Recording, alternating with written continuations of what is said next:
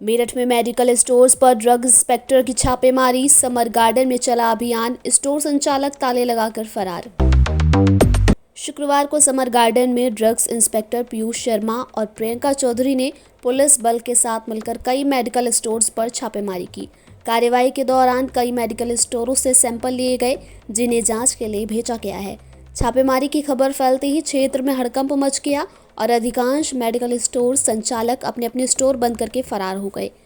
Drugs inspector Piyush Sharma ने बताया कि अभियान अब लगातार जारी रहेगा और जिन मेडिकल स्टोर्स के पास वैध लाइसेंस नहीं होगा, उनके खिलाफ सख्त कार्रवाई की जाएगी।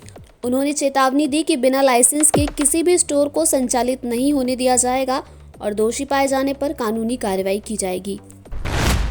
अधिवक्ताओं के हक के लिए एकजुटता से लड़ेंगे लड़ाई। जिला बार एसोसिएशन मेरठ के तत्वाधान में हुआ प्रदेश के अधिवक्ताओं का महासम्मेलन। जिला बार एसोसिएशन मेरठ के तत्वाधान में शुक्रवार को प्रदेश के अधिवक्ताओं का महासम्मेलन हुआ। सम्मेलन में प्रदेश के सभी जिलों के अधिवक्ता शामिल हुए, जिन्होंने विभिन्न मुद्दों पर विचार विमर्श कर महत्वपूर्ण प्रस्ताव पारित किए। एसएसपी मेरठ ने किया पुलिस लाइन का निरीक्षण। अचानक पहुंचे एसएसपी ने किए रजिस्टर चेक। मेरठ में शुक्रवार को एसएसपी अचानक पुलिस लाइन का निरीक्षण करने पहुंच गए, जिसके चलते पुलिस लाइन में हड़कंप मच गया। एसएसपी अपनी गाड़ी से उतरकर सीधे गार्ड रूम में पहुंचे और वहां मौजूद रजिस्टर को चेक किया। रजिस्टर में कुछ खामियां मिलने के बाद एसएसपी ने उन्हें सुधारने का आदेश देने के बाद वो अपने कार्यालय के लिए रवाना हो गए। वहां पहुंचकर भी उन्होंने पूरे कार्यालय में घूमकर चेकिंग की। मंदिर में अवैध कब्जे को लेकर मेडा कार्यालय में किया हंगामा। निर्माण को लेकर जताया विरोध। एक व्यक्ति पर कब्जा करने का आरोप। मेरठ में नक्शा निरस्त कराने और अवैध रूप से विकसित किए जा रहे निर्माण को रुकवाने की मांग को लेकर बाबा जादूगीर ट्रस्ट के दर्जनों सदस्य शुक्रवार को मेरठ विकास प्राधिकरण पहुंचकर उपाध्यक्ष अभिषेक पांडे से मिले। इस दौरान उन्होंने एक शिकायत पत्र सौंपते हुए समस्या के समाधान की मांग की। रैली निकाली। स्कूली बच्चों ने दिया नशा न करने का संदेश। मेरठ में एक युद्ध नशे के विरुद्ध को लेकर शुक्रवार को बाल आयोग के अध्यक्ष देवेंद्र शर्मा और सीडीओ नुपुर गोयल ने सर्किट हाउस में हरी झंडी दिखाकर रैली को रवाना किया। इस दौरान कई सामाजिक संगठन, संस्थाओं और स्कूली बच्चों के द्वारा निकाली गई रैली शहर के विभिन्न इलाकों से होकर निकली। रैली के दौरान स्कूली बच्चों ने अपने हाथों में पोस्टर, बैनर लेकर लोगों को जागरूक किया कि वह नशे से दूर रहें। पत्नी से विवाद के चलते सालों ने किया हमला। घटना सीसीटीवी में कैद। पीड़ित ने एसएसपी से मिलकर कार्रवाई की मांग की। मेरठ में नौचंदी थाना क्षेत्र के रहने वाले एक युवक का उसकी पत्नी से विवाद चल रहा था। इसी को लेकर युवक के सालों ने अपने अज्ञात साथियों के साथ मिलकर उस पर बीच सड़क पर लाठी डंडों से जानलेवा हमला करवा दिया।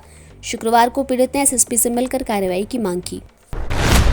बाल विवाह से खत्म हो जाता है मनपसंद शादी का विकल्प। सुप्रीम कोर्ट की सख्त टिप्पणी, जारी किए दिशा निर्देश।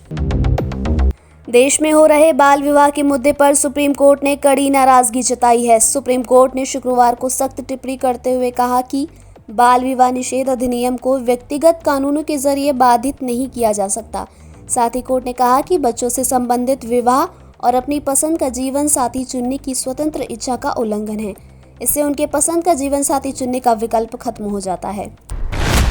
उत्तराखंड में जल्द लागू होगा यूसीसी नियमावली का ड्राफ्ट। मुख्यमंत्री पुष्कर सिंह धामी को सौंप दिया।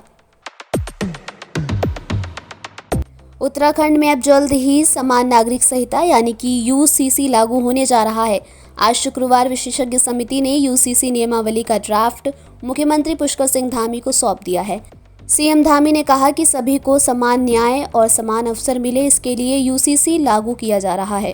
मुख्यमंत्री पुष्कर सिंह धामी ने हाल ही में घोषणा की थी कि सरकार 9 नवंबर को उत्तराखंड स्थापना दिवस पर यूसीसी लागू करना चाहती है। ऐसे में अब समिति के फाइनल नियमावली का ड्राफ्ट सौंपने के बाद पूरी उम्मीद जताई जा रही है कि यूसीसी उत्तराखंड में 9 नवंबर को लागू हो सकता है। मुश्किल में राम रहीम, सुप्रीम कोर्ट ने दिया झटका।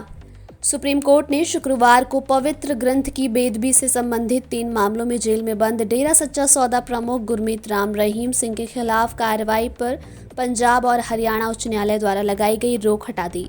राम रहीम के खिलाफ ये मामले 2015 में पंजाब के फरीदकोट जिले में हुई बेदबी की घटनाओं से संबंधित हैं।